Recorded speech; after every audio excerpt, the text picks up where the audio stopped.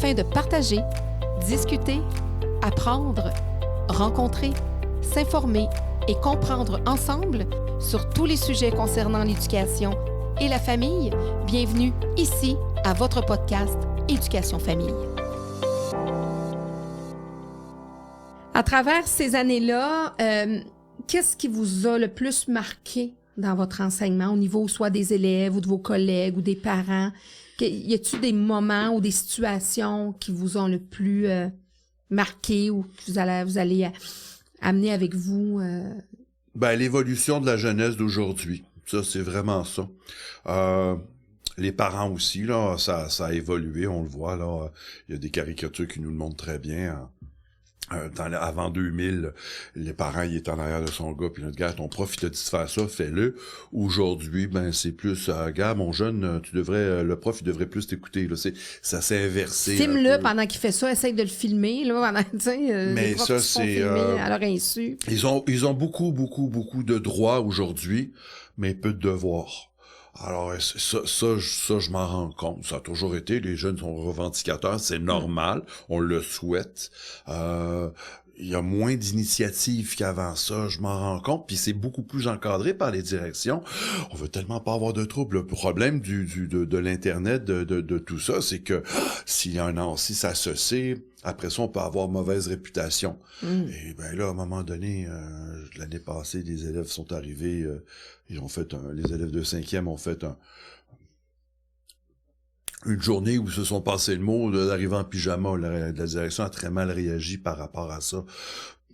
J'ai trouvé ça tellement drôle, j'en ai rediscuté après ça avec ma direction, parce que moi en classe, hey, bravo la gang, enfin! Vous êtes mobilisés. Vous êtes mobilisés, vous avez fait de quoi? De manière pacifique. Oui, ça a rien dérangé dans la journée, à part qu'il était en pyjama, là.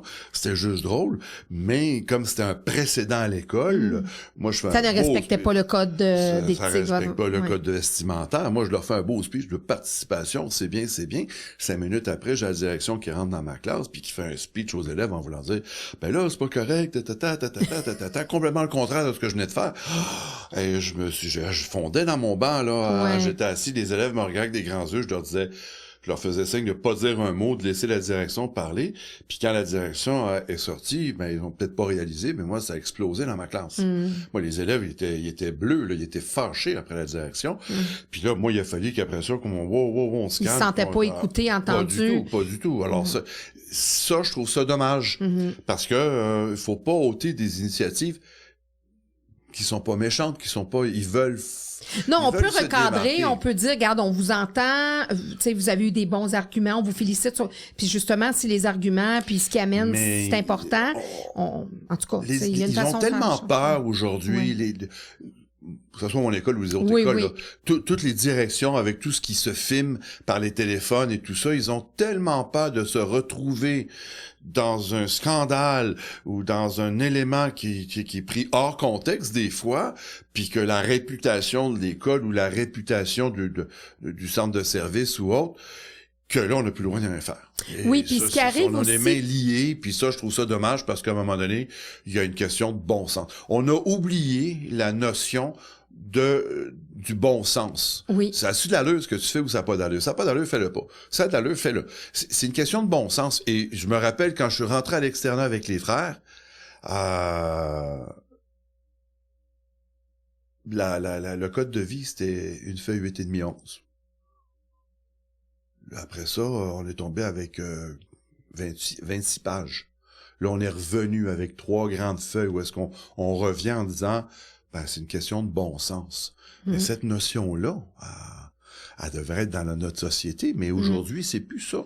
Parce qu'on peut filmer, puis ça le bon sens. T'as pas le droit de faire ça, j'ai pas le droit de faire ça. C'est incroyable, là. Puis on le voit, que ça soit ici ou partout dans le monde, on le voit. Que ça soit en Europe ou que ça soit ici, c'est la même chose. Notre système d'éducation, il est pas mieux qu'en Europe. Il est pas pire non plus. Je veux dire, moi, je regarde comment ça marche en France. On parle beaucoup des pays scandinaves. Regardons ce qui se passe en France. Regardons ce qui se passe en Asie, Japon, en Chine. Est-ce qu'on est mieux, on n'est pas mieux? On a une société qui est différente. C'est ça, on répond à la société. On répond à la société. Exactement. C'est pas la même. Exactement. Et ça, il faut en être conscient. Oui. On a toujours été des bons vivants. On peut pas mettre l'école bon vivant. C'est la caractéristique propre. Ils ont tellement de difficultés, les élèves, aujourd'hui. Quand je parle d'identité, ils savent pas c'est quoi l'identité.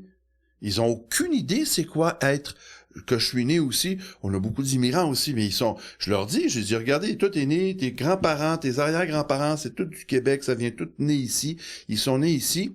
Je te demande, c'est quoi pour toi l'identité québécoise? T'es incapable de me répondre. Je vais demander à un Algérien, à un Marocain, ou à un Haïtien, ou à un Sénégalais, lui va te le dire tout de suite c'est quoi son identité, parce qu'il s'identifie. Nous, on n'a pas. Nous, on n'a pas. Ben, ça, c'est un gros problème qu'on a au Québec. Puis, je me dis, commençons par avoir une identité. On est qui, nous? Ben, si tu le sais, ben, défends-toi. La langue française, on en parle, là. Mais ils n'ont pas d'identité. Oui, puis on le remarque. Là, moi, je vais dans mon gars joue au hockey, puis je trouve ça plate d'être dans une... Tu sais, je vois des francophones se forcer à parler anglais parce qu'il y a des gens... Tu sais, moi, j'aime ça, mes enfants sont bilingues, puis on aime ça. Je suis amoureuse des langues, je peux parler espagnol.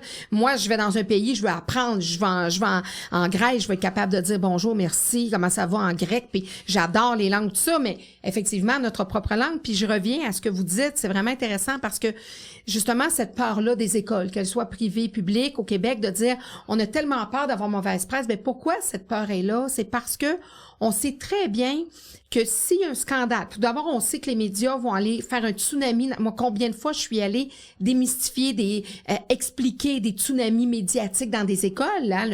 Les médias arrivent, ça dure une couple d'heures.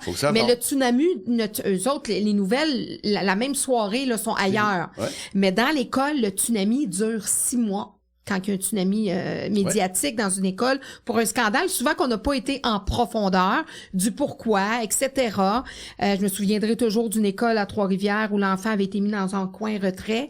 J'ai informé le Québec en entier que oui, ça existait des coins retraits dans les classes, que c'était pas une prison qui avait été mis exceptionnellement. Est-ce qu'il avait été bien utilisé, le coin retrait, à bon-escient par la nouvelle enseignante? Peut-être pas, mais donc de tout démystifier ça. Mais quand cette peur-là arrive, c'est parce qu'on est conscient qu'il va y avoir un public pour ça, qui va à cogner le clou, puis à pas vouloir savoir qu'est-ce qui s'est passé ou de dire, ben écoute, si l'enseignant a posé telle conséquence, quoi que ce soit, ou cet élève-là a été expulsé ou quoi que ce soit, il doit avoir des bonnes raisons. Mais non, on veut déjà tout de suite prendre à défaut. L'enseignant, l'institution scolaire, etc. Puis c'est plate parce que si on a peur, et moi je pense que ce que je disais tout à l'heure par rapport à notre société, il y a les parents, même les non-parents, les citoyens en général, mais même l'école devrait changer et se positionner et ne pas avoir peur de ses principes, de ses convictions, de ses codes d'éthique et de sa couleur. Les écoles alternatives ont fait ça. Moi, j'enseignais à l'école alternative longtemps. Ils ont voulu les faire disparaître quand la réforme est arrivée. On dit, on n'a plus besoin des écoles alternatives parce qu'on s'est inspiré des écoles alternatives pour la nouvelle réforme. Donc, on n'en a plus besoin. Ça n'a pas été long que les parents, qui sont très engagés à l'alternative, sont descendus dans les rues et le ministère n'a pas touché aux écoles alternatives, mais justement, ils n'ont pas eu peur de leurs convictions. Ils sont descendus dans les rues, ils ont dit, il n'y en est pas question. Alors, c'est ça. Moi, je me dis, tant que notre société, on n'aura pas vraiment un examen de conscience, puis qu'on dit, ben, qu'est-ce qu'on veut faire, qu'est-ce qu'on accepte, qu'est-ce qu'on n'accepte pas, puis la confiance qu'on veut octroyer aussi. Au milieu scolaire, parce que cette confiance-là, on la sent plus, ou plus ou moins. Moins. Moi, je pense que les parents protègent encore trop, mais c'est encore 10% de notre clientèle, parce que la majorité des parents font un excellent travail avec leurs enfants. Mais c'est une minorité bruyante. Mais c'est ça, voilà, c'est celle qui prend, ou la majorité silencieuse. Oui, majorité silencieuse, oui, il faut pas l'oublier. C'est parce que puis c'est ça encore, je pense que c'est encore pire. Oui, parce que dans la classe, on le voit, puis ça se vit encore, on a 2-3 élèves qui dérangent l'ensemble du groupe, puis le groupe se tait. Il faut qu'à un moment donné, moi j'ai déjà sorti des élèves où est-ce qu'après ça, les élèves m'ont dit « Merci, vous êtes le seul prof qui l'a sorti, cet élève-là. Enfin, on peut avoir un cours. » Puis après ça, on s'est appelé par la direction « Pourquoi tu l'as sorti? » Parce que lui, ça marche pas. Mais là, je veux plus l'avoir. « Ah ben non, t'as pas le choix. Il faut que tu lui donnes ton cours. » Mais il dérange tout le temps. Mais s'il te dérange, tu me le renvoies. Mais il faut que tu donnes ton cours. Mais moi, je veux plus y enseigner à cet élève-là. Ah, j'ai-tu le droit, moi, de plus Ça, vouloir c'est le lot enseigner? de plein d'enseignants Ben, ça, au c'est Québec, le lot là. de plein Primaire, d'enseignants, parce secondaire, que name it, là. je vous dis, là, on retire le 10% des élèves. Moi, je vous dis, avant, j'avais 2-3 tannants dans la classe. Aujourd'hui, je n'ai 12. OK? Parce que ceci, cela, ben, à un moment donné, là, d'abord, les classes sont C'est le surchargées. tiers de la classe. C'est le tiers de la classe, parce que en plus, les classes sont surchargées. Récemment, on a entendu parler, là. Ah, on manque de profs, ben c'est facile. On va juste augmenter, au lieu d'avoir 35 élèves dans la classe, on va en mettre 40. Comme ça, on va gagner du monde. On va S'il y en a gagner des 2 profs. tannants sur 4 de plus. Alors, on entend, c'est sorti la semaine passée, là. Oui. J'entends ça, je me dis, voyons donc. On a de la misère avec l'éducation, ben, on va en mettre plus. On manque de profs. Ah, ça, c'est... Mais là, la question où on va se poser, moi, je me mets à la place des parents, puis je suis contente d'avoir mon dernier qui termine en secondaire 5 parce que je pense que je m'en irais peut-être pour l'école à la maison. Mais là, on va se dire avec tous les enseignants qui n'ont pas nécessairement une compétence d'enseigner. OK? Moi, je dis à la blague toujours des bacs. Maintenant, tu as un bac en macramé, tu peux enseigner. En tant que parent, est-ce que je serais pas enclin à dire, bon, ben, j'aimerais mieux que mon enfant soit dans une classe de 40 élèves avec Monsieur Gravier puis de voir Monsieur Gravier, je sens qu'il va être capable de prendre ces 4 élèves-là de plus, en y espérant pas 4 tannants de plus, 4 bons élèves, pas trop dérangeants, plutôt que de voir mon enfant dans une classe d'une personne absolument pas compétente, complètement vers où va aller l'éducation de mon enfant. Ben, c'est la grande remise en question du ministère. Parce que là, il parle de revenir. On l'avait avant. Moi, j'ai fait un bac en géographie. Et dans un deuxième temps, j'ai fait un certificat en enseignement. Ouais. Là, ils reviennent. Parce qu'on dit, on va mettre le certificat à l'intérieur du bac, 4 ans. On va faire des stages. Ça, c'est bien, par exemple. Oui. Les stages. Oui. Avant, les stages, on les faisait à la fin. Là, au moins, dès le début de l'enseignement. Puis une chance, parce que moi, j'ai eu des stagiaires qui sont rentrés, qui ont fait le début du stage, puis qui ont dit, c'est pas pour moi. C'est pas pour moi, l'enseignement. Tant mieux, ça évite d'avoir un prof qui est pas heureux dans une école, puis que ça paraît dans son enseignement. Les profs non qualifiés, c'est de la bonne volonté, ils ont de la bonne volonté.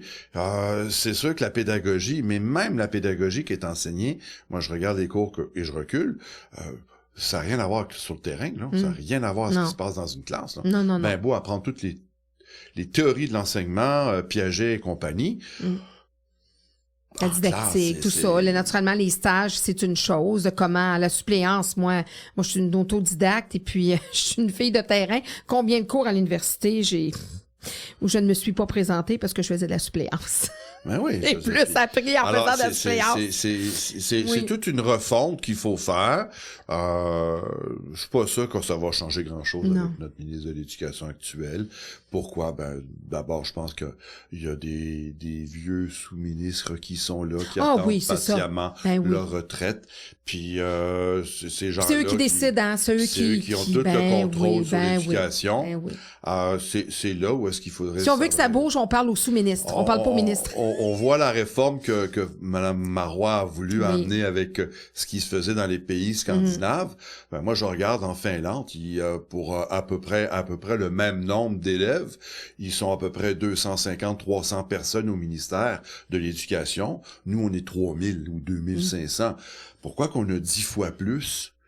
Qu'ils font quoi, tout ce monde-là, là? Ah, mais c'est ça, à un moment donné, on peut-tu être plus efficace? Puis je suis sûr que si on était plus efficace, on aurait besoin de moins de personnel.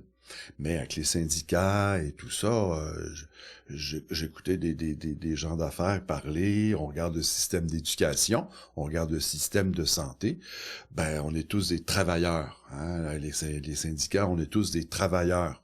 C'est OK, mais on est plus que ça. Alors comment qu'on va revitaliser ou revaloriser l'éducation, ben, tu sais, il faut le dire. Mais non, on est des travailleurs. C'est tout le monde pareil. On relaxe ça. On n'est plus dans les années 70. Non, puis non. Puis enseigner, moi, justement, il y a des gens souvent, puis j'ai déjà vu ça, moi, sur une publicité syndicale qui disait enseigner, c'est pas une vocation, c'est une profession. Effectivement, je suis d'accord avec le fait que c'est une profession, mais pour moi, c'est une vocation parce que c'est un don de soi. Oui. Enseigner, c'est comme prendre en charge des personnes âgées, travailler au même titre, les infirmiers, les médecins. C'est même au niveau du droit, quand tu vas défendre des démunis, tout ça, ça prend un don de soi, ça prend une vocation. Ça veut pas dire que t'es obligé de le faire sous-payé. Puis il y a pas, c'est pas ça que ça s'entend, mais ça entend que tu vends pas des sacs à main là. On n'a rien contre ceux qui vendent des sacs à main, mais on est quand même, et c'est ce que je reproche aujourd'hui. C'est vraiment, en tout cas, moi je le vis dans le domaine privé là, où est-ce qu'on est devenu vraiment des PME. On est des petites moyennes entreprises et le côté financier a une importance. Alors oui, rentabiliser. Faut rentabiliser. Alors on va couper dans certaines choses comme ça. Lui il part, ben je serai pas obligé de le remplacer. Un salaire de moins, ça va me permettre d'économiser. Puis c'est pas grave. Mais à un moment donné, il faut investir. Il faut, c'est mieux gérer. Moi je me dis, il y a tout l'argent qui est perdu ou mal dépensé dans les différents ministères. Quand je parle de gestion, c'est ça. Je me dis, on pourrait régler bien des problèmes. Oui, puis de mettre directement le service à l'élève aussi. C'est pas dans les priorités du gouvernement. C'est d'abord et avant tout de se faire élire. C'est pour ça que j'ai hâte de voir là. Qu'est-ce que ça va changer. Je pense que c'est ça. Puis non seulement on sait qu'il n'y a pas grand-chose qui vont changer, puis on peut même pas, si on veut vraiment être transparent, et si on y réfléchit de façon plus approfondie, on peut même pas remettre tout sur le ministre. Que peu importe que ce soit, on serait ministre, vous et moi, on vivrait le même problème. Pourquoi les syndicats, les sous-ministres qui sont en place, qu'on peut pas mettre dehors parce que les autres sont bien placés, ou les directeurs ou les directions de différents services qui sont là, puis ils ont leur job, puis qu'ils font bien ou pas bien, c'est pas grave, ils l'ont leur job. Moi, dans une compagnie privée, là, le gars qui fait pas bien sa job en tant que directeur, il restera pas là longtemps, là. Non. Mais nous, on est public, alors il faut le laisser, tu sais, à un moment donné, c'est une question de gestion, là. Puis même les syndicats font leur propre tort. Moi, je l'ai vu dans le temps de la pandémie où je devais ramasser à la petite cuillère des enseignants qui avaient peur de retourner enseigner dans les classes. Il y avait plus peur du syndicat que de la COVID. Ouais. Alors, parce que là, il y avait une propagande, vous allez être des cobayes, vous allez être ci, vous allez être ça, allez-y pas là. Là, c'est une question de guerre de pouvoir, puis d'égo, c'est d'égo, où les enseignants voulaient retourner en classe et se trouvaient bien mieux outillés d'aller voir leurs élèves avec un masque et tout ça, puis que de là, parce que c'est pas tout le monde qui était prêt au virtuel, puis encore moins au public, même certaines écoles privées. Alors, ils voulaient aller, mais toute la pression qui était mise par le syndicat, moi, j'en ai ramassé plusieurs. Ça peut faire du tort. Moi, je l'ai vécu même comme enseignant en période de grève où j'avais pris un contrat, puis j'avais dit à la direction, j'ai dit, moi, je vais prendre un contrat, on est en période de grève, mais n'est pas né celui qui va m'empêcher de donner un service direct à mes élèves et aux parents. Alors moi, là, tes moyens de pression, de pas donner de notes, on est en milieu défavorisé en plus. J'avais vu même un document là qui était des conférences gratuites pour des parents, pour les aider dans leur capacité parentale. C'est important, c'est gratuit, c'est dans ta communauté, t'es dans une école défavorisée. Ben non, on passe pas de dépliants aux parents, on prend les papiers, on les met même pas au recyclage, on les met aux poubelles. Alors moi, je passais derrière, j'ai pris les papiers puis j'ai distribué à mes élèves. Alors, naturellement, que les syndicats, tant mieux, je suis pas dans le milieu à temps plein parce que j'aurais peut-être perdu mes ils ont eu leur raison d'être. Ils sont encore importants. Mais je pense que dans un domaine, on oublie beaucoup que, autant comme la mission dans le domaine de l'éducation comme dans le domaine de la santé, il y a un côté émotif qui fait partie de notre travail. Puis ça, il faut en tenir compte. Mm-hmm. On n'est pas des chiffres, on fabrique pas des seaux qu'on doit remplir après. Non. C'est pas vrai. Et ça, puis pour apprendre, il faut travailler. Ça, c'est le mot d'ordre que je leur dis. Puis il faut travailler fort. Il y en a qui travaillent fort. Puis il y en a qui espèrent, en prenant une pilule magique, que ça va régler le tout. Mais puis c'est sûr que la médication, moi, je l'ai vu. Tu sais, vraiment, il y en a pour qui c'est révélateur, ça change leur vie Oui. d'avoir cette médication-là. Ça vient replacer des idées, ça vient les faire focusser dans leur travail, même pour bénéficier puis apprécier leurs moments, leurs vacances, leur temps entre amis, tout ça, ça vient changer. Mais c'est pas un tout en soi. Il y a des fois où j'ai dit à des parents, tu sais, des profs qui se sont improvisés, pédiatres, puis qui disaient aux parents, ben allez chercher du Ritalin, ça va bien aller. On a vu toutes sortes d'affaires là, par rapport à ça. Encore, là. Tu sais, fait que ça, faut Puis faire c'est tellement attention, drôle ça. parce qu'on en parle puis ça sort dans les journaux actuellement. Oui. Là. Le nombre, il y a 50% trop de gens qui sont diagnostiqués. Ben, c'est parce que c'est facile. Oui. C'est facile. C'est facile. Puis là, c'est rendu que les parents veulent... Avant, ils avaient peur du diagnostic. Là, ils veulent aller chercher un diagnostic pour avoir justement les mesures adaptatives, pour aller chercher le WordQ, l'antidote, tout un examen par jour et non 2. Donc, toutes ces mesures-là, là, ils vont courir presque après un diagnostic qui parfois vient pour vrai, mais qui parfois... Va ralentir l'enfant. C'est comme la douance aussi, là. Même titre. C'est à la mode, là. Ils sont tous doués, là. Ça, c'est un autre débat, là. C'est un autre débat. C'est plus des talus, sont plus tannants, c'est plus des TDAH, ils sont doués, là. Alors, on en a, on a rien, tu sais, oui, c'est une réalité, puis c'est bien qu'on mette des diagnostics, puis qu'on mette des mots, parce qu'ils étaient là, justement. Il y en a qui disaient, hey, il y a bien plus de TDAH qu'avant. Non. Il y en avait autant dans notre temps, sauf qu'ils n'étaient pas diagnostiqués, on mettait pas des mots. Puis c'est parfait, là, qu'il y a eu de la recherche, qu'il y ait des études, qu'on mette des mots, puis qu'on trouve des solutions. C'est juste d'apprendre à se contrôler, là. Oui. Puis de vivre avec. Puis d'apprendre à se contrôler. Exactement. Tout simplement. Parce que ce jeune-là va devenir un adulte plus tard, va devenir un père de famille, une mère de famille, un citoyen à part entière, un entrepreneur, un employé.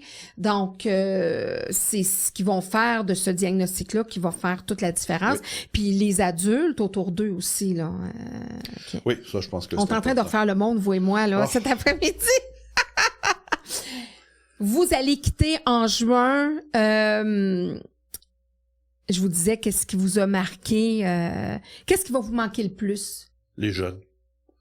Les jeunes. C'est donner un cours. C'est le fun de donner un cours. C'est comme quelqu'un qui un artiste, un humoriste qui est sur une scène, il arrête pour mille et une raisons. Qu'est-ce qui lui manque le plus? La Son scène, public. le public en avant. C'est ça, un prof, c'est un one-man show. Que ce soit n'importe quelle matière, t'es capable d'accrocher les 34 élèves 5 heures par jour, parce que c'est 5 périodes qu'on a. Nous autres, avec 55 minutes de cours, je fais 5 fois par jour un one-man show, puis c'est pas toujours... je rentre fatigué. Ça va me manquer. Ça va vraiment manquer. Je m'ennuierai pas de la correction, je m'ennuierai pas de la direction, je m'ennuierai pas de toute la bureaucratie scolaire. Les rencontres de parents. C'est encore drôle, ça. Des fois, ça peut être comique, des rencontres de parents. C'est pas toujours facile parce qu'on a quand même une journée dans le corps, puis qu'il y a des parents qui vivent des choses qui sont pas faciles non plus. Mais ça passe. Il y a de beaux échanges souvent. Il y a quand même des beaux échanges, puis des fois c'est très drôle de rencontrer des parents. Ça nous permet aussi des fois de comprendre l'enfant, de dire ah ok, je comprends pourquoi l'enfant est comme ça. Ça les chats font pas des chiens, hein. Ça nous donne beaucoup de réponses, mais c'est correct. Est-ce qu'il devrait en avoir plus ou moins? Non, je pense qu'une ou deux rencontres par année c'est suffisant. Là. Le reste, il faut vraiment que l'enfant travaille. Surtout qu'aujourd'hui les parents ont tous les moyens pour suivre au jour le jour leur enfant, avec tous les systèmes de portail éducatif et ainsi de suite. Il faut juste que le parent prenne le temps d'aller voir comment va son jeune. Moi, ça me fait rire des parents qui m'appellent en fin d'étape. Là, je vois comment ça se fait que là, madame fait 3 examens qui passent avec un mois dans chaque d'intervalle entre chacun des examens. Les 3 examens coulent. Vous venez de vous rendre compte que votre enfant coule. Vous faites quoi entre-temps? Vous n'avez pas pris le temps de regarder. Alors là, c'est important, mais avant ça l'était pas. Alors, ça, moi, les parents, ils m'aiment pas, là, quand je leur dis ça. Quand vous leur dites les vraies affaires, puis moi, je fais partie de tous ces profs-là parce je trouve que ça fait partie de notre rôle. Ouais, on est des éducateurs, on est des enseignants, on n'est pas des parents parfaits, hein. Je suis sûre que vous et moi, on pourrait passer un autre après-midi à parler de tous nos gaffes de parents parce qu'on n'est pas mieux, mais quand on est avec un regard plus détaché, on devient meilleur. Ouais. Mais non, c'est ça, puis c'est vraiment notre rôle puis ça aussi, les parents, ils sont moins prêts à entendre. ces choses-là. Ben, c'est normal, hein, c'est faire dire, regarde, Mais ton avant, gars, ils étaient plus ouverts. Ben, ils étaient ouverts parce qu'ils disaient, OK, on va pallier à la situation. Mm. On va essayer, OK, mon gars, il dérange tant que ça. OK, pourquoi il dérange tant que ça? Il est pas bon à l'école. Pourquoi il est pas bon à l'école? Il a-tu de la misère? Moi, je me rappelle, je recule encore de 20 ou 25 ans en arrière d'un étudiant qui avait vraiment de la difficulté à l'école. C'est là, à l'époque, le 3e secondaire, où est-ce qu'on permettait aux élèves d'aller du côté professionnel. Ce qu'on fait plus maintenant. Maintenant, il faut les amener en 5e, puis après ça, là, tu choisis un diplôme d'études de professionnel, là, le DEP. Aujourd'hui, ben à l'époque, on pouvait le faire. Puis moi, j'avais jasé avec l'élève, il m'avait dit, « Monsieur Gravier, moi, là, l'école, là, j'ai hâte de jouer dans la mécanique, j'aime les moteurs. » Moi, j'avais dit aux parents, sortez-les de l'école, là, amenez-les directement en mécanique, là. Il a pogné des scores, les parents étaient venus me revoir, m'ont dit, « Hey, wow, mon enfant, il est transformé, il est heureux, il vit bien, il a les mains sales, il joue dans la mécanique. » Puis là, ben, il y a un de mon frère qui va peut-être ouvrir un garage, il veut partir avec lui. Il est heureux. J'en ai eu un autre, là, une dizaine d'années. Il aimait pas l'école. Aujourd'hui, il est cuisinier. Je discutais de cuisine avec lui. Puis il disait, c'est le fun, la cuisine. Puis il a toujours aimé ça. Puis là, la mère était venue voir, M. Gravier, que vous avez fait, que j'ai rien fait. Mais il veut toujours cuisiner à la maison. Ah, ben parce qu'il aime ça. Ben, il est juste bon dans vos... Ben, c'est parce qu'il est pas bon dans mon cours, il aime cuisiner. Il veut apprendre à cuisiner. Ben, apprenez-lui à cuisiner.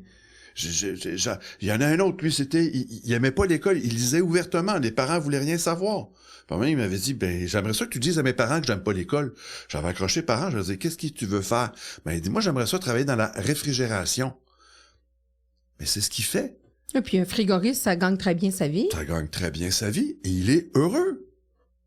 On fera pas tous des médecins, des notaires ou des avocats. Non. On a besoin de gens moi, je leur dis souvent à mes élèves, t'aimes pas l'école, va faire autre chose. Ouais, mais c'est dur. Il y a rien de facile dans la vie. Même un travail où tu vas travailler en arrière d'un bureau, là, c'est pas facile. Non. À un moment donné, tu vas te tanner, il y a toujours quelque chose.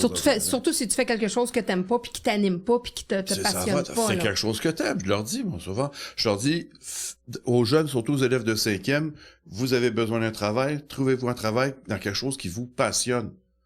Si t'haïs ça, faire du rapping chez Métro, va faire autre chose. Va vendre des souliers ou des skis dans un magasin de sport.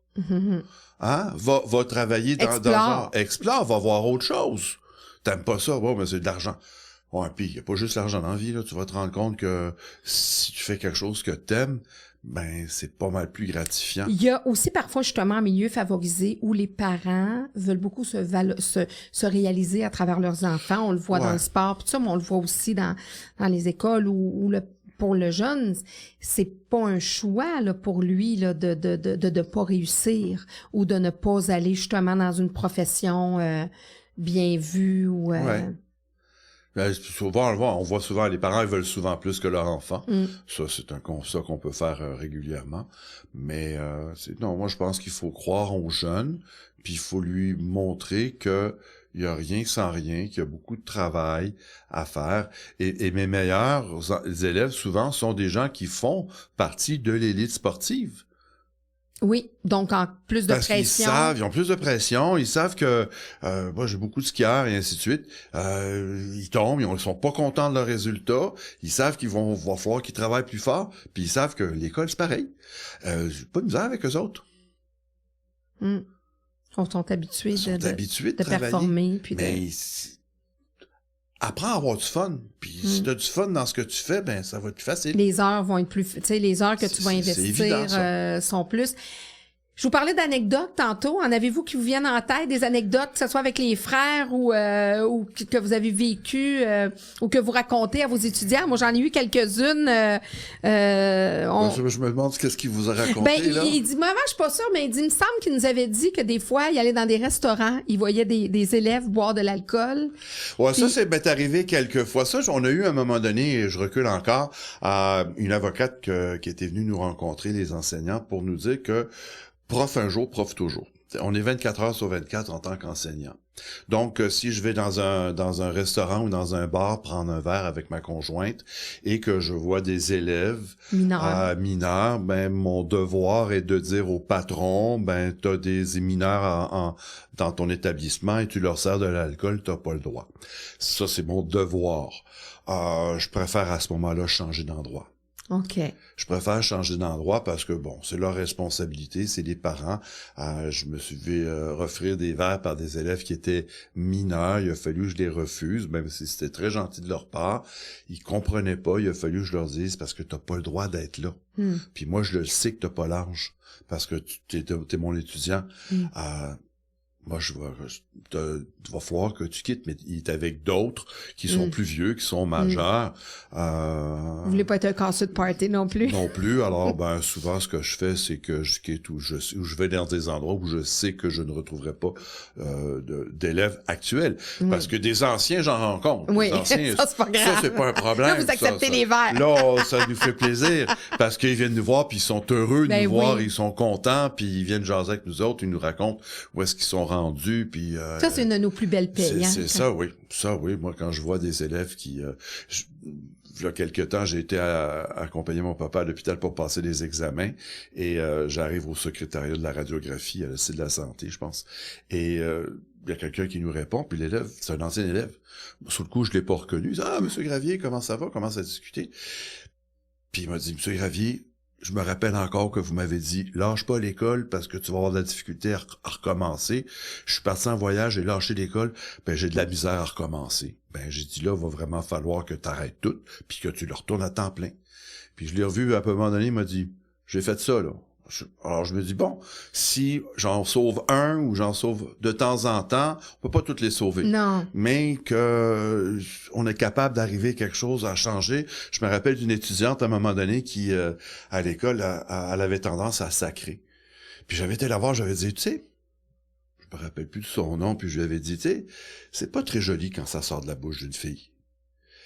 Et là, elle m'avait regardé et m'avait dit, OK, je l'ai revu dans des retrouvailles. Elle a dit, Monsieur Gravier, depuis ce temps-là, elle dit, plus jamais j'ai sacré. Parce qu'elle dit, c'est vrai que c'est pas beau dans la bouche d'une fille.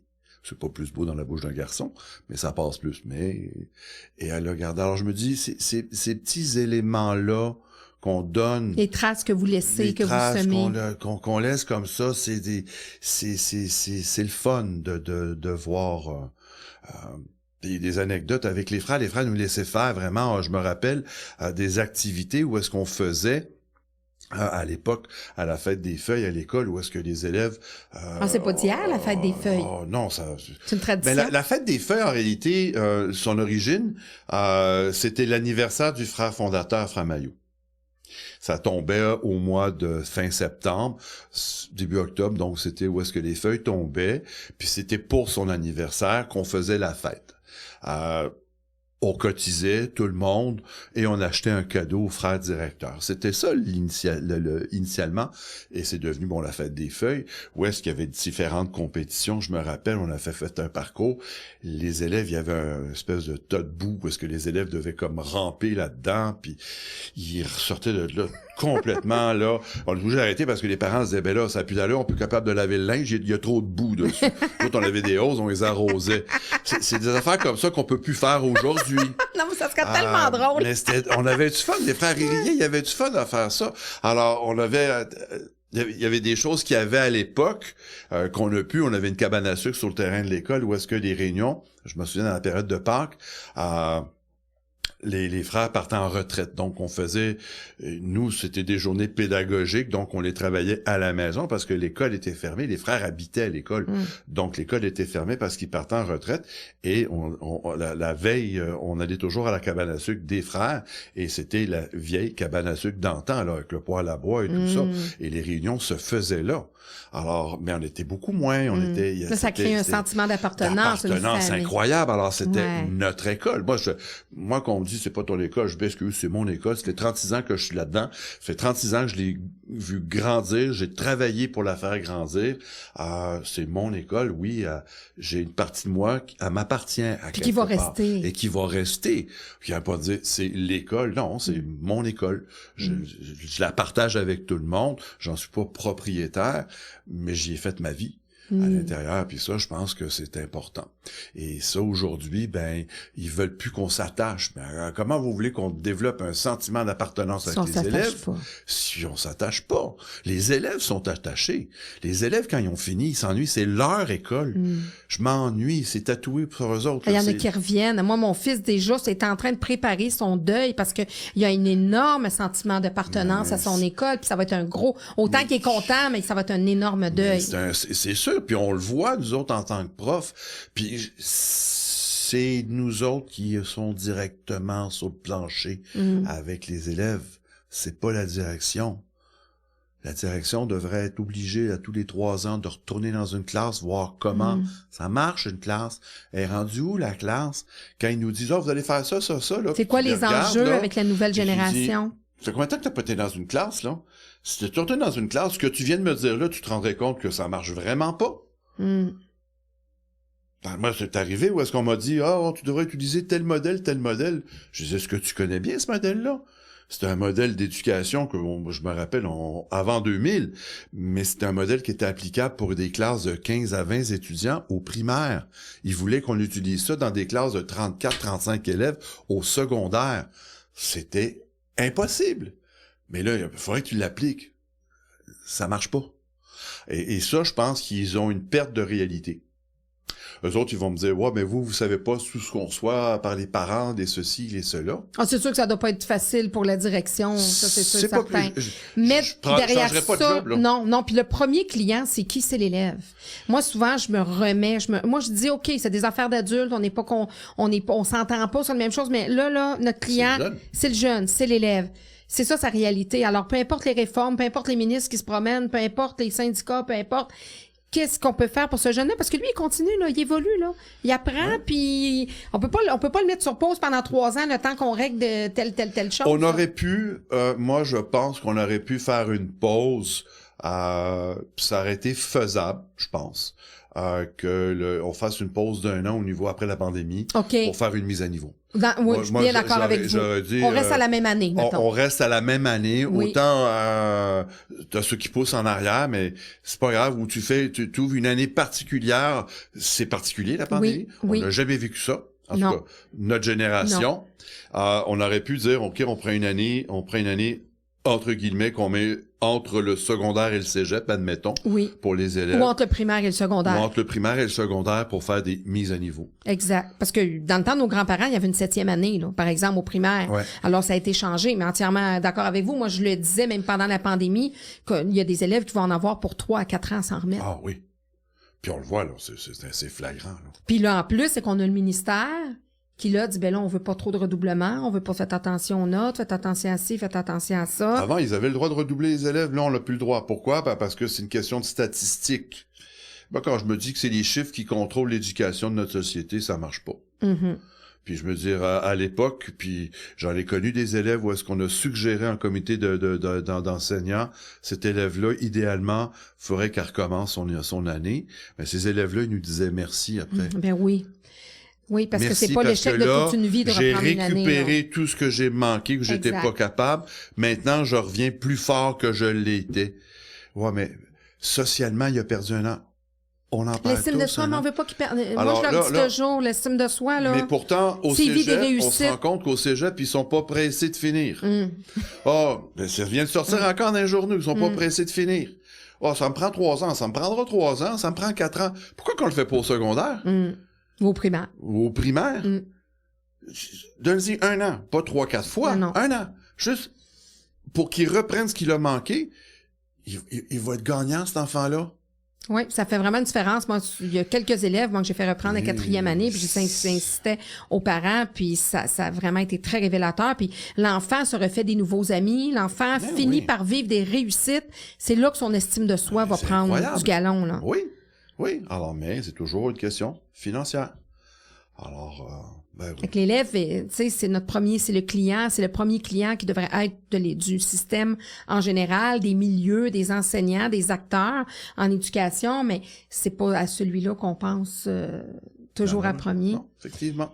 Quelles sont les traces dans votre grand baluchon, là, parce qu'après 36 ans, le baluchon est assez volumineux. Qu'est-ce que les élèves vous ont apporté? Vous allez partir avec quoi? Un cœur de 16 ans. C'est la beauté de l'enseignement. J'ai toujours eu 16 ans. J'ai toujours eu 16 ans. Vous allez commencer à vieillir en juin? Je vais même pas. Même pas. Je Ils vous ont trop pas le temps, imbibé. mais je suis toujours resté jeune grâce à ça. C'est les jeunes qui m'ont permis de rester jeune, de comprendre leur langage, de comprendre leur musique, de comprendre leurs signaux, de comprendre où est-ce qu'ils étaient rendus. Les expressions de la jeunesse qui ont évolué de façon incroyable.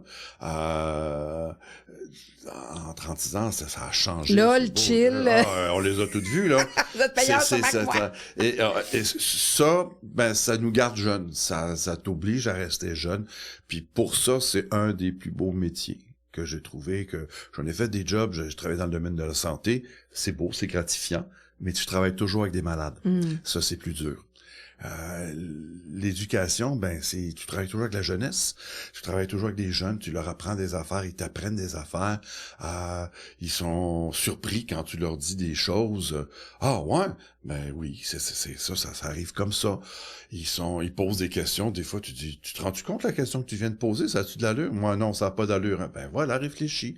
On leur montre ça. Alors c'est la beauté de la chose, c'est de les voir. Moi j'ai la chance d'enseigner en 4e et 5e secondaire, ce qui fait que je les vois en 4e, puis j'en revois d'autres en 5e. Je vois à un été comme quoi ça peut changer. Non, c'est vraiment ça. Je pense que c'est ce qui va me manquer un petit peu. Je me considère pas comme un vieux. Je me sens pas comme un retraité non plus. Je me sens en juin, ben je serai un ex-enseignant. Je serais Puis vous devenu... êtes prêt, là? Vous êtes sûr d'être prêt, là? Oui. Ouais. Ouais. Je pense que je suis rendu à vouloir faire autre chose. Je veux penser à moi. On prend de l'âge. Je suis encore en forme. Je veux pouvoir faire d'autres choses qui vont moins me demander peut-être là avoir du temps. Les jours. Ouais, avoir du temps aussi. Là, j'ai que des copains qui commencent à la retraite puis qui m'appellent pour me dire allez, viens, on va faire telle activité, on va faire, ben les gars, je peux pas, je travaille. Alors ça, il est temps que je puisse dire oui, hey, la gang, on y va. Ça, j'ai hâte pour ça. Avoir du temps, prendre le temps de faire d'autres choses. Mais l'enseignement va toujours rester. Allez-vous retourner faire un peu de la suppléance, remplacer des collègues? Je n'irais pas peut-être faire de la suppléance, du coaching, oui. Vous savez que j'engage des retraités, hein? Mais moi, je serais pas un retraité. Ah non, alors, c'est vrai. Moi, je vais être un ex-enseignant. Je vais avoir fait 36 ans de métier, mais je vais faire autre chose après. Non, du coaching, du mentorat, de l'accompagnement des jeunes profs. C'est incroyable. Moi, je vois des profs qui rentrent à l'école, ils sortent de classe, des fois, ils braillent, puis je dis, pourquoi? Mais t'es arrivé telle affaire. Ouais, mais j'ai dit, comment t'as réagi? Ah, mais peut-être que si t'avais réagi. C'est ça qui manque à cette jeunesse, à nos nouveaux profs, souvent, qui trouvent difficile. C'est quoi les conseils que vous leur donneriez ou que vous leur donnez quand vous les avez? Patience et de jamais rien prendre personnel. Il y a des bonnes journées, il y a des mauvaises journées, autant pour l'élève que pour le prof. Il y a des journées où est-ce qu'on n'est pas dedans, on est fatigué, il est arrivé quelque chose à la maison, les élèves sont pas au courant, on va réagir plus promptement. Patience et de pas rien prendre personnel. Il faut pas prendre ça personnel. Tu fais de ton mieux, tu fais des bons coups, tu vas peut-être faire des mauvais coups. Tu as fait un mauvais coup, sois assez humble pour dire « Ah, je m'excuse, j'ai manqué mon coup. » Ça m'arrive encore de faire des commentaires en classe ou de dire quelque chose, puis je me rends compte que j'ai peut-être blessé un élève, que je vais dire « Oh, je m'excuse, c'est pas comme ça que je voulais le dire, ça a mal sorti. Je tiens à m'excuser, je vais me le reprendre, je vais le dire différemment, c'est plus ça mon idée, mais là, ça a sorti tout croche, je suis désolé. » Ça m'est arrivé, puis ça m'est arrivé pas plus tard que là 2 semaines. En classe, on parlait d'un sujet, puis j'ai porté un commentaire qui était pas correct en tant que tel, parce que j'aurais pu blesser un élève à l'intérieur. Je m'en suis rendu compte. C'était moins politiquement correct, au moins un petit peu. Ouais, puis l'élève, il me dit, Monsieur Ravi, vous avez pas raison. Puis là, je le regardais, puis j'ai dit, t'as raison que j'ai pas raison. Je m'excuse. Ce que j'ai dit, c'est pas comme ça que je voulais dire. C'est comme ça que j'aurais dû le dire. Puis je tiens à m'excuser si je t'ai blessé. Faut pas avoir peur de dire ça. Parce que l'erreur. Parce que c'est leur enseigner d'accepter ses erreurs puis de les admettre. Moi aussi, j'en fais des erreurs. Puis moi aussi, puis c'est drôle parce qu'après ça, il y a des élèves qui vont réagir puis vont venir me voir après, ils vont dire « Je m'excuse, j'ai pas été correct. » Ben, tu t'en es rendu compte, c'est déjà ça. Mais vous leur avez enseigné. Mais c'est important de le savoir. Puis ça, les jeunes, souvent, ont tendance à le prendre perso. Puis ça, faut apprendre à un moment à se dégager de ça. C'est parce qu'on leur enseigne beaucoup d'être dans l'ego. Donc, tu sais, on est dans une société beaucoup d'ego, puis... on fait un show, là. Tu sais, un humoriste qui va faire une blague, puis qui pogne pas, puis qui voit que la salle elle rit pas, la première, la deuxième, il y en a qui ont fait des burn-out à cause de ça. Mais à un moment donné, oui, on peut se tromper, si c'est pas ta job, ben fais autre chose. Mais et dans le mentorat, c'est ce que je pense qu'il faut être compréhensif avec un élève, mais on n'est pas son ami. C'est comme un parent. C'est comme un parent, c'est pas un ami. Je me considère pas, j'ai des bons élèves, j'ai des élèves qui me font des high-fives, qui vont me donner une tape sur l'épaule ou des trucs comme ça, mais le respect est toujours là. Mon nom, c'est Monsieur Gravier, tu m'appelles pas autrement. Je suis pas ton chum. On a des affinités, on a du fun ensemble, on rit, mais je reste que je suis ton prof, puis je vais toujours rester ton prof. Puis même plus tard, tu vas me rencontrer, puis tu vas dire, c'est mon prof, je resterai toujours ton prof. Et ça, faut que tu le comprennes. On sera pas de chum ensemble, on va avoir du fun, mais je n'irai pas prendre une bière avec toi après l'école. Ça, faut que tu le comprennes. À moins que je te revoie 15 ans plus tard. Puis que tu désires de m'offrir un verre, ça, c'est autre chose. Mais, et ça, les jeunes, des fois, ça veut jouer un petit peu à la vedette. Hey, je suis prof cool, là, yeah, tout le monde m'aime. C'est bien beau de faire aimer, mais c'est pas de même, ça marche. Non, puis rester un modèle pour eux. Puis il y en a aussi qui, tu sais, ils veulent pas, des fois, la présence masculine est moins là. Donc, vous êtes un modèle masculin pour plusieurs garçons, même pour des filles qui ont pas, des fois, de présence masculine. Donc, c'est sûr. Puis même pour ceux que leur père ou ils ont d'autres modèles masculins, mais que vous répondez peut-être à un modèle masculin qui leur ressemble plus ou qui les interpelle plus. Oui. Alors, ça aussi, là, c'est le rôle, tu sais, on va pas à l'université pour apprendre ça, mais ça fait partie. C'est pour ça qu'on parle de vocation, parce que enseigner, c'est le savoir-faire, mais il y a beaucoup le savoir-être aussi. On n'a pas de choix. Puis ça, c'est pas assez enseigné. Puis il faut permettre aux profs de le vivre puis de le comprendre. Moi, je le vois malheureusement à l'école, des fois, des profs qui viennent me voir puis qui sont désemparés. Ben, j'ai dit, va en parler à la direction. Non, j'ai peur. On t'a pas de parler à la direction. Ben oui, parce que la direction a réagi de telle façon. C'est là où est-ce que moi je me dis, c'est là où est-ce que on aurait besoin d'un mentor à l'école ou quelque chose comme ça, que ce soit un genre de tampon entre la direction et le corps professoral. Qu'est-ce qui se passe? Pourquoi? Ben, tu vois, mais tu réagis promptement toi aussi. C'est peut-être pour ça que les élèves vont réagir comme ça. Il y a peut-être une autre façon de l'approcher, de le faire. Ben, ça c'est l'expérience. Ça, il n'y a pas rien d'autre que l'expérience. Puis il y a des jeunes qui veulent rien savoir, puisque eux autres, ils savent tout. Ah ouais, les petits Joe connaisseurs. Il y en a, puis il y en a beaucoup, puis tu vas voir, ça va bien marcher. Puis souvent, le parent, c'est un petit Joe connaisseur aussi. Aussi. Mais je regarde, moi, j'ai des collègues, et c'est des bons enseignants, mais des fois, arrête de jouer au show-off, puis tu sais, enseigne. Arrête, c'est ça, là. Sois vraiment, là. C'est ça, enseigne, c'est ça, exactement. Et ça, c'est pas enseigner.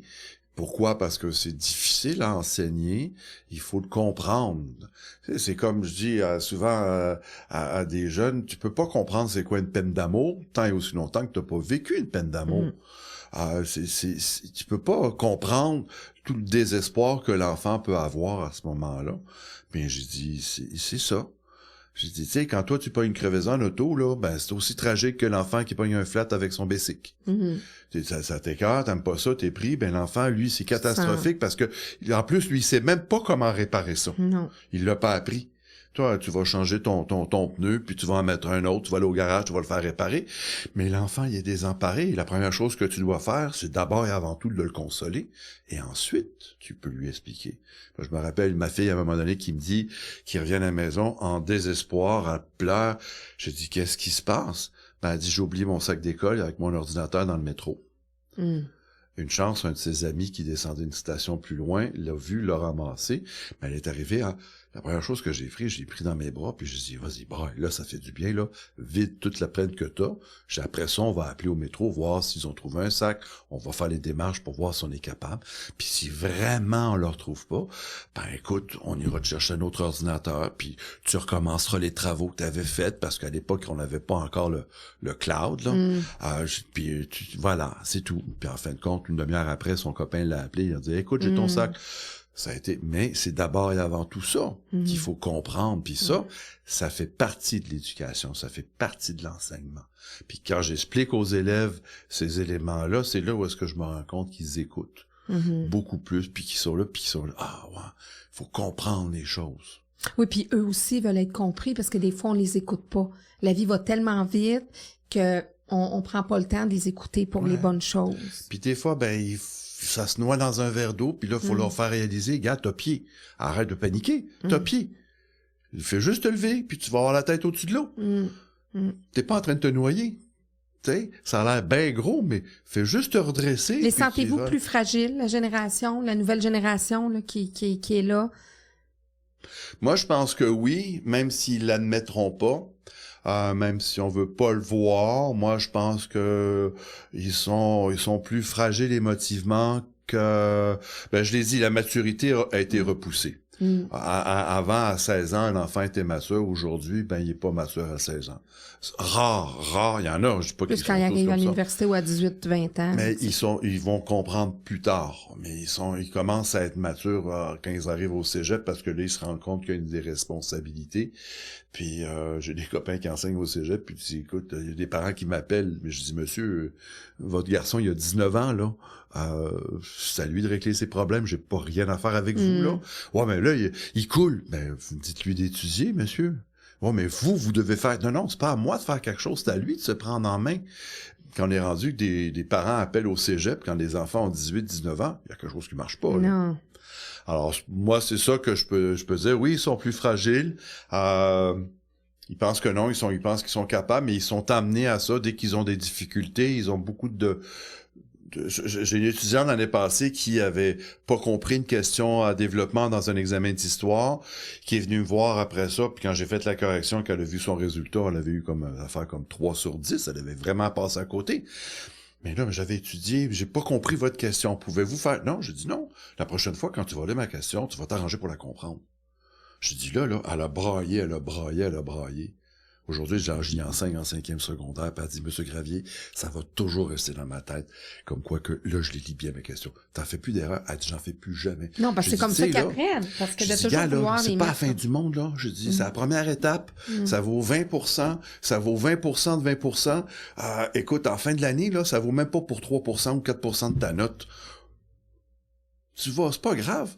Et cette année, il m'est arrivé la même chose avec une autre étudiante en 4e secondaire. Et là, j'ai vu l'étudiante de 5e. J'ai dit, écoute, faut que je te raconte quelque chose. J'ai l'étudiant qui a fait exactement la même chose que toi l'année passée. Elle m'a dit, oh, la pauvre. J'ai dit, oui, elle a trouvé ça dur. Elle pleure encore. Mais j'ai dit, si ta voix, là, va lui dire que toi aussi c'est arrivé. C'est une très bonne élève de classe, ça, tu sais. Elle dit, oui, M. Gravier, elle dit, je sais c'est quoi. Elle a compris. Alors, je me dis, puis aujourd'hui, cette élève de 4e, maintenant, elle a passé par-dessus. Puis là, quand elle lit ses questions, elle les lit correctement, puis elle fait attention de bien comprendre. Puis c'est ça, là, de ce qu'on peut semer comme enseignant. C'est ça, les plus beaux cadeaux. Puis aussi, avec tout, là, les histoires de non, l'histoire, il y a toutes les... le multiculturel, tu sais, ça a évolué avec les années, le non-genré, etc. Oui. En discutez-vous de ça avec vos élèves? Est-ce que c'est très présent, là, à un moment donné, là, les garçons qui se sont mis des jupes, puis tout ça, puis... on a eu une année passée un étudiant, par exemple, bon, c'est une plus grande ouverture de la société. J'ai fait quelques débats, mais c'est plus ou moins important pour eux autres parce Oui, que c'est ça c'est que j'ai rendu vu, normal. moi. C'est Oui. rendu normal pour eux autres. Alors, c'est pas Je dirais même non pertinent. Moi, mon fils, pour lui, c'est... l'ethnicité, c'est la même chose. Pour moi, à l'école, nous, on le voit, c'est liste d'élèves. Là, si je prends Ouais. une liste d'élèves des années 90, puis la liste d'élèves de cette année... Vous faites plus le tour du monde. Ben là, c'est comme si j'arrivais à trouver quelques Québécois ou d'origine québécoise à l'intérieur, ben, c'est correct. Ça me dérange Ça pas apporte du une tout. richesse aussi. Oui, puis c'est le fun parce que je prends l'exemple, j'ai 2 étudiants qui sont arrivés de Chine l'année passée. Ils parlaient pas un mot de français. Ils ont appris, ils sont meilleurs en français que nos élèves actuels, là. Alors qu'on me dit là, hey, ils travaillent fort, ces élèves-là. Ils pratiquent à tous les jours leur français. Les parents parlent même pas français à la maison, là. OK, les parents parlent chinois ou mandarin à la maison, là. Et quand les parents, c'est lui qui parle à la place de ses parents, là, ou elle, ils sont capables d'écrire en français sans faute d'orthographe. Ils parlent le français correctement. Puis j'ai plein de Québécois dans la classe ou d'autres qui ils sont pas capables d'écrire 2 mots sans faire une faute. Alors pourquoi que lui ça marche? Ouais, mais c'est pas pareil. Qu'est-ce qui est pas pareil? Il a le même âge que toi. C'est l'effort puis le travail qui est mis. T'sais, parce que lui il veut réussir, parce que c'est tel... Et ça, on le voit, là, c'est surtout chez des immigrants, la première génération d'enfants d'immigrants, ils veulent apprendre, les parents les poussent pour que tu vas faire ta vie, tu vas la faire correctement. Mais ici, c'est pas grave. C'est comme acquis. C'est ouais. ça, on est né dedans, puis on se fait comprendre, on est capable de lire, etc. C'est pas... Parce que moi, alors, je voyais ça, mon fils, c'est ça, dire, bon, OK, c'est là, c'est important, mais il trouvait ça comme un peu trop, là, tout cet engouement-là, puis c'est juste pour... vous le sentez pas, en fait, moi, tant je le que sens ça, pas. là. Non, pas du tout. Moi, t'es un gars, t'es une fille, ça, on en fait même des blagues, là, parce que des fois, j'explique des choses, mais ça peut être... vous savez, je dis aujourd'hui, maintenant, avec le LGBT+, là, puis ça continue, là, je dis, c'est des individus, puis aujourd'hui, c'est accepté. À l'époque, ça l'était pas. Maintenant, c'est accepté. Est-ce qu'on doit changer quelque chose? Non, c'est un être humain de la même façon. Ils vont aux toilettes des gars, les toilettes des filles. Puis des fois, je leur pose la question, je dis, OK, j'ai un transgenre, est-ce qu'il va aller, vous partez à New York, vous faites les chambres, il va-tu dans une chambre de gars ou une chambre de filles? Comment vous voyez ça? Ben, s'il s'en fait, il peut aller dans une chambre de filles, mais j'ai des parents des autres filles, vont-tu être d'accord qu'un transgenre aille dans la chambre des filles? Oh, mais là, c'est aux parents de comprendre. Ah, OK, là, et là, le débat va s'alimenter. Mais des fois, ils ont pas de réponse. C'est plus normal. Non, mais pour eux, je pense que ils ça fait vivent partie de leur au société. gré du vent avec ça. Ouais, c'est leur société. Puis moi, je me dis, ils ont une ouverture. J'ai toujours 16 ans, donc pour moi aussi, c'est une ouverture à la société. Il faut pas être fermé à l'idée de ça. Puis je me dis, non, non, il faut avoir une certaine ouverture par rapport à tout ça. Dans votre baluchon, y a-t-il autre chose? Oh, j'ai eu une belle vie dans l'enseignement. J'ai vraiment... ça m'a apporté beaucoup de bonheur. J'ai appris beaucoup avec les jeunes, j'ai compris les jeunes. Ça m'a aidé en tant que parent. Aussi, avec mes enfants. J'ai eu la chance d'enseigner à ma fille, alors ça a été un bonheur. C'est la seule qui m'a appelé papa à l'école, alors ça a été agréable, ça. J'ai enseigné pendant 3 ans, secondaire 3, 4, 5, elle est venue à notre école, puis la direction voulait pas, mais j'ai dit, c'est pas moi qui le demande, c'est elle, puis la direction l'a rencontré, puis elle a dit, monsieur, elle dit, ça fait déjà 2 ans que je suis à l'école, l'année prochaine, je m'en vais en 3e secondaire, ça fait 2 ans que j'entends tout le temps dire, hey, ton père, il est trippant à l'école, c'est le fun comme prof, j'ai le goût de l'avoir. Alors, c'était drôle parce que elle, quand elle est rentrée à l'école, j'étais titulaire en 4e secondaire à ce moment-là. Puis tous mes élèves m'ont dit, monsieur Gravier, on va prendre soin de votre fille. Alors, elle avait plus d'amis après 1 mois en 4e secondaire. Elle venait de rentrer à l'école, donc elle avait 12 ans en secondaire 1. Elle avait plus d'amis en secondaire 4 qu'elle d'amis en secondaire 1. Pourquoi? Parce que toute ma gang de 4, il l'a protégée. Puis c'est de même que tu portes tes livres, puis c'est comme ça. Puis là, écoute pas ça, fais ceci de même. Puis si tu veux aller manger à la cafétéria, passe par là au lieu de passer. Ils ont donné plein de trucs. Alors elle a eu du fun.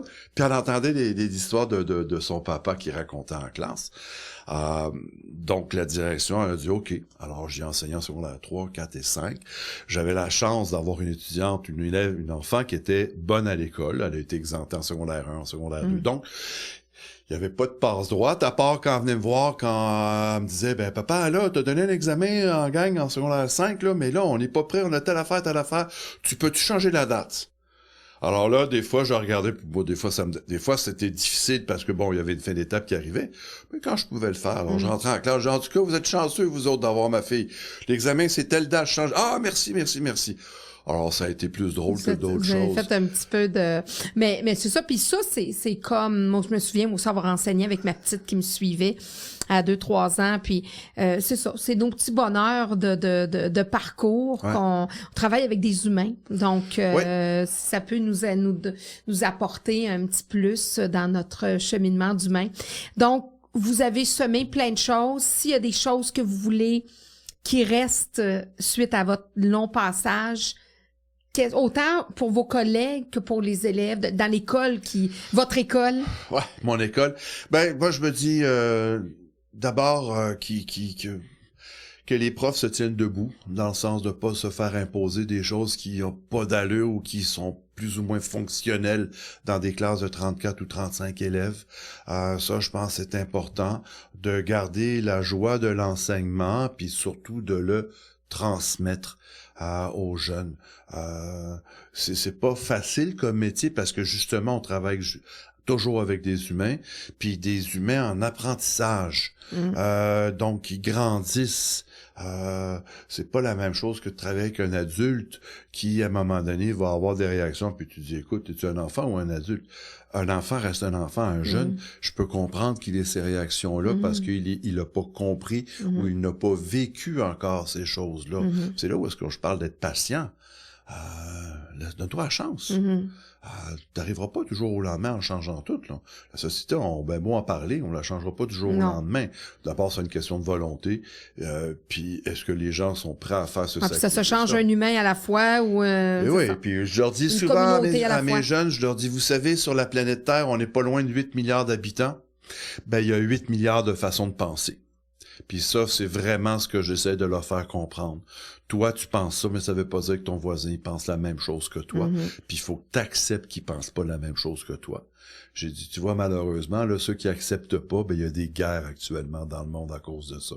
Parce qu'ils sont pas prêts de comprendre comment que l'autre peut penser, puis qu'il peut être aussi bien que toi. Alors, faites attention, je dis, quand vous faites des discussions, quand vous voulez débattre de quelque chose, que vous soyez en accord ou non, chacun a le droit à sa façon de penser, puis ça, vous devez le respecter.